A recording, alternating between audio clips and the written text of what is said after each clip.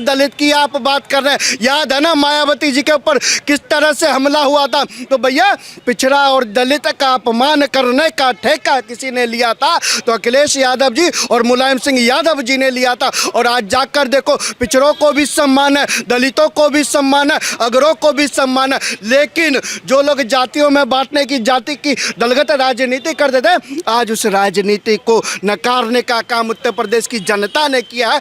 तब की बात कर लेते हैं। आईआईएम की रिपोर्ट है, एकमात्र उत्तर प्रदेश का अयोध्या जिला, एकमात्र उत्तर प्रदेश का अयोध्या जिला उत्तर प्रदेश की अर्थव्यवस्था में सबसे बड़ी एक हस्ती के नाम से शामिल हुआ है। और अयोध्या ने उत्तर प्रदेश की अर्थव्यवस्था को कहां से कहां पहुंचाने का काम किया है। देखिए उस अयोध्या, जिस अयोध्या को कोई पूछता नहीं था, आज उस अयोध्या में जाकर देखिए सबसे सुंदर पर्यटक स्थल बन चुका है। और सबसे ज़्यादा दर्शन करने लोग कहीं जाते हैं तो आज अयोध्या नगरी में जाते हैं।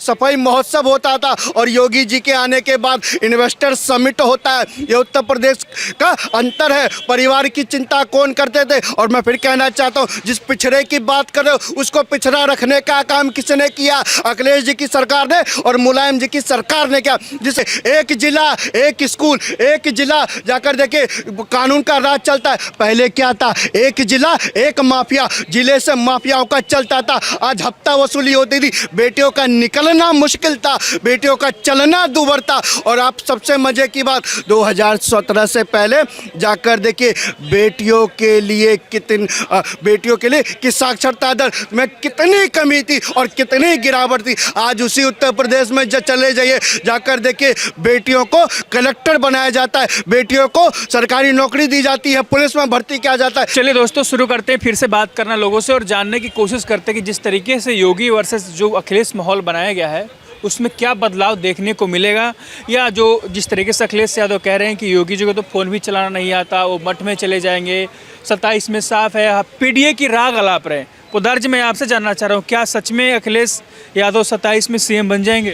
देखिए अखिलेश यादव जी का सपना है और अखिलेश यादव जी सपना बहुत अच्छा देखते हैं। उनको सपना देखना भी चाहिए और सपने वो होते हैं जो खुली आंखों से देखते हैं तो कभी पूरे नहीं होते। अखिलेश जी ऐसे ही सपने देखते रहिए। और सपनों का क्या है, सपने तो ना कभी अपने होते हैं, आप सपने देखते रहिए। लेकिन मैं कहना चाहता हूँ, जिस उत्तर प्रदेश की बात आप कर रहे हैं उस उत्तर प्रदेश को जरा देखिए, उस उत्तर प्रदेश को जरा समझिए, वहाँ की जनता की बात को समझिए, वहाँ की आवाम की को महसूस कीजिए कि उन्होंने कितना परिवर्तन महसूस किया है योगी जी के राज में। 2017 से पहले आपका रास्ता अखिलेश जी, 2017 से पहले आपका रास्ता और आपके राज में क्या होता था ये पूरा उत्तर प्रदेश जानता है। और आज जाके देखिए उत्तर प्रदेश में योगी जी के राज में क्या माहौल है। मैं एक छोटा सा उदाहरण देना चाहता हूँ जनाब। 2016 का अगर आप बजट देखेंगे ना, 2016 का, तो 2016 का बजट था कुल मिलाकर क्या कहते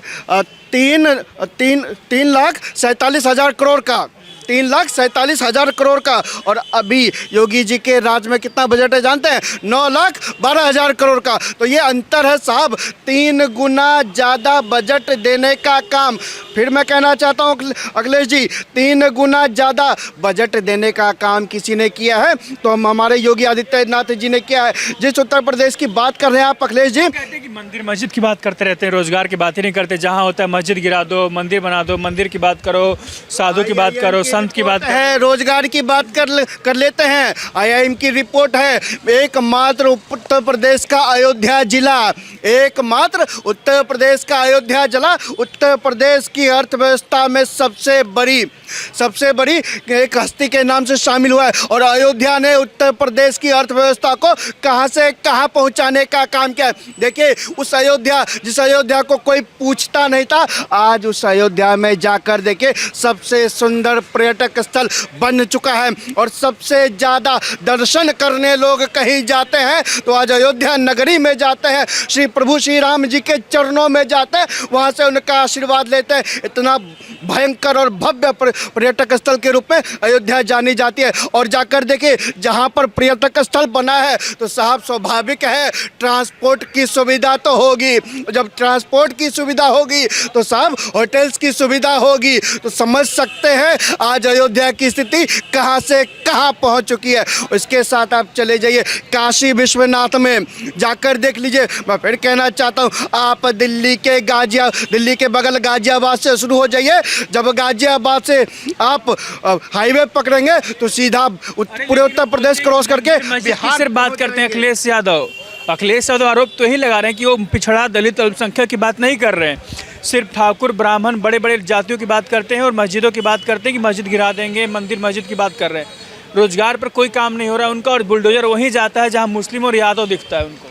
देखिए सुजीत जी पिछड़ा दलित की आप बात करते हैं, मैं पहले बता दूं उनके पीडीए का मतलब है परिवार डेवलपमेंट अथॉरिटी। वो परिवार की चिंता करते हैं, परिवार के डेवलपमेंट की बात करते हैं और परिवार के ही विषय में चिंतन मनन करने का काम करते हैं। तभी तो 2017 से पहले सफाई महोत्सव होता था, परिवार में सफाई महोत्सव होता था और योगी जी के आने के बाद इन्वेस्टर समिट होता है। ये उत्तर प्रदेश का अंतर है। परिवार की चिंता कौन करते थे? और मैं फिर कहना चाहता हूँ जिस पिछड़े की बात कर रहे हो उसको पिछड़ा रखने का काम किसने किया? अखिलेश जी की सरकार ने और मुलायम जी की सरकार ने किया। जिस दलित की आप बात कर रहे हैं याद है ना मायावती जी के ऊपर किस तरह से हमला हुआ था? तो भैया पिछड़ा और दलित का अपमान करने का ठेका किसी ने लिया था तो अखिलेश यादव जी और मुलायम सिंह यादव जी ने लिया था। और आज जाकर देखो पिछड़ों को भी सम्मान है, दलितों को भी सम्मान है, अगरों को भी सम्मान है। लेकिन जो लोग जातियों में बांटने की जाति की दलगत राजनीति करते थे आज उस राजनीति को नकारने का काम उत्तर प्रदेश की जनता ने किया है। तभी तो अखिलेश यादव जी एंड कंपनी के पेट में दर्द शुरू हो गया और ये दर्द रहना चाहिए। ये दर्द इसलिए है क्योंकि वो जानते हैं जिस उत्तर प्रदेश को हमेशा से जाति में बांट बांट कर धर्म के नाम पर बांट कर वोट बैंक बनाया जाता था। धर्म की बात तो वही कर रहे हैं, योगी जी करते हैं।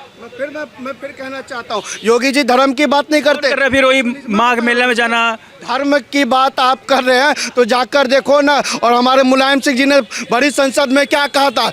मुलायम सिंह जी ने बड़ी संसद में कहा था कि हाँ हम हैं मुसलमानों के मसीहा। इसी लाल किले पर हमारे देश के प्रधानमंत्री कहते थे कि इस देश के संसाधनों पर एक विशेष धर्म का अधिकार है। लेकिन आज हमारे मोदी जी कहते हैं सबका साथ सबका विकास, योगी जी कहते हैं सबका साथ सबका विकास। ये नारा मोदी जी योगी जी क्यों नहीं दे पाते थे?